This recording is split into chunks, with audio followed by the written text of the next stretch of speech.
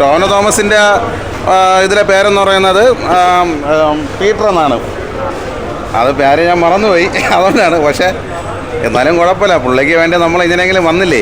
പടം കുറ്റം പറയാനായിട്ടൊന്നുമില്ല കേട്ടോ, കംപ്ലീറ്റ് പോസിറ്റീവ് പറയാനേ ഉള്ളൂ. കാര്യം അതിൽ അഭിനയിച്ചവരെല്ലാം, സുരാജ് ഏട്ടനൊക്കെ അടിപൊളിയായിരുന്നു, എല്ലാവരും ഒന്നിനൊന്നിനും മികവായിരുന്നു. അടിപൊളി പടമായിരുന്നു കേട്ടോ, തെറ്റ് പറയാനായിട്ട് ഒന്നുമില്ല. നല്ല മൂവിയായിരുന്നു, എനിക്കിഷ്ടപ്പെട്ട്. അടിപൊളി പടം ബ്രോ, എനിക്ക് ഭയങ്കര ഇഷ്ടപ്പെട്ടു. ഡയറക്ഷനൊക്കെ സൂപ്പർ കേട്ടോ, അടിപൊളി. പിന്നെ നമ്മുടെ ഇതേപോലെ നിങ്ങൾ ആരെങ്കിലും ഈ പടം കണ്ടിട്ട് ശ്രദ്ധിച്ചായിരുന്നു, ഇതേപോലെ ഇങ്ങനെ മീഡിയ ആയിട്ട് ഇങ്ങനെ വീഡിയോ എടുക്കുന്ന അതിൽ നമ്മുടെ ഒരു സഹോദരനുണ്ട്, ശ്രീരാജ് എന്ന് പറയുന്നത്, ക്യാപ്ചർ മീഡിയ എന്ന് പറയുന്നത്. പുള്ളിക്ക് ഈ സിനിമയിൽ ഒരു അവസരം കണ്ടു, പുള്ളീനെ ഇതിൽ സ്ക്രീനിൽ കാണിച്ചിട്ടുണ്ട്.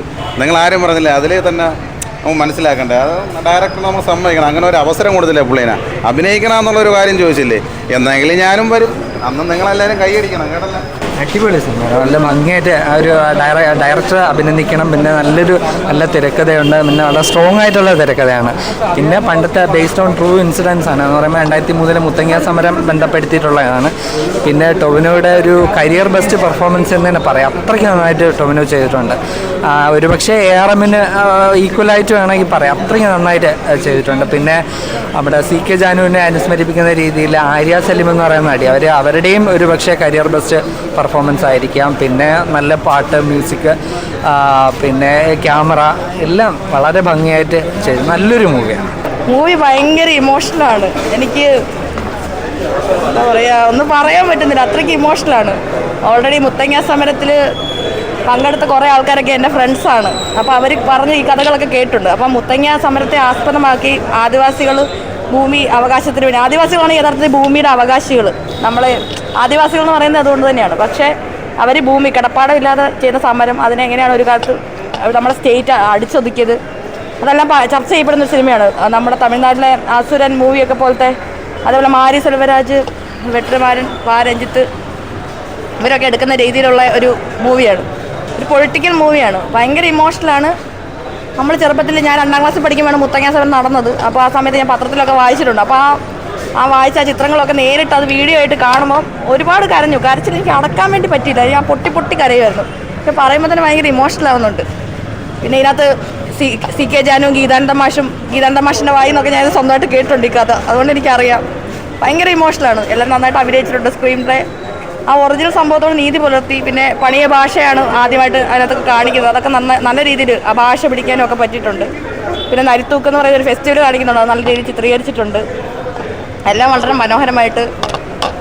സിനിമയാകുമ്പോൾ നമുക്ക് എല്ലാ ഡോക്യുമെൻ്ററി പോലെ കാണിക്കാൻ പറ്റുമല്ലോ, ആ സംഭവത്തെ ഊന്നി വേറൊരു കഥ പോലെയാണ് പറഞ്ഞേക്കുന്നത്. പക്ഷേ ആ സംഭവമാണ് നമ്മുടെ മനസ്സിലേക്ക് ഓർമ്മ വരുന്നത്. ജസ്റ്റിസ് പുലർത്തി. പൊളിറ്റിക്കലി ഇഷ്യൂ വരാൻ വേണ്ടി ചാൻസ് ഉണ്ടെന്ന് എനിക്ക് അറിയത്തില്ല. പക്ഷേ ഇപ്പോൾ ഏത് ഇടത് വലത് സർക്കാരുകളാണ് കേരളം ഭരിച്ചുകൊണ്ട് ഇരിക്കുന്നത് കാലാകാലങ്ങളായിട്ട്. അപ്പോൾ ഏത് സർക്കാരുകളാണെങ്കിലും നമ്മുടെ എന്താ പറയുക, ആദിവാസികൾക്ക് ഭൂമി പ്രശ്നങ്ങൾ ഉണ്ടായിക്കൊണ്ടിരിക്കാറുണ്ട്. പിന്നെ സെൻട്രൽ ഗവൺമെൻറ് ആദിവാസികളുടെ ഒരു പ്രശ്നങ്ങൾക്കും, സെൻട്രൽ ഗവൺമെൻറ് ആദിവാസികളോട് നിൽക്കുന്ന ഒരു സർക്കാരല്ല. നമ്മൾ ആദിവാസികൾ പ്രശ്നങ്ങൾ പറയുമ്പോൾ അവരെ മാവോയിസ്റ്റ് മാറ്റുന്നത് നമ്മളെപ്പോഴും കാണുന്നതാണ്. അതൊക്കെ എല്ലാം ചർച്ച ചെയ്തിട്ടുണ്ട് ഈ സിനിമ. ഇന്നത്തെ പൊളിറ്റിക്കൽ സാഹചര്യത്തിൽ വളരെയധികം ഇമ്പോർട്ടൻസ് ഉള്ളൊരു സിനിമയാണ്. ഇനിയെങ്കിലും ഈ സിനിമ ഉണ്ടെങ്കിലും കുറച്ച് ആൾക്കാർക്ക്, ഇനി ഭൂമി ഇല്ലാത്തവർക്ക് ഭൂമി കിട്ടട്ടെ എന്ന് ഞാൻ ആഗ്രഹിക്കുന്നു. ഭൂമിയാണ് നമുക്ക് വേണ്ടത്. വേടം പറഞ്ഞ പോലെ, വേടം പറഞ്ഞിട്ടില്ലേ, എന്താ, തുണ്ട് മണ്ണിനായി കൊതിച്ച് പിന്നിൽ ആരോ ചതിച്ച് നീതി പണ്ടേ മരിച്ചെന്ന്.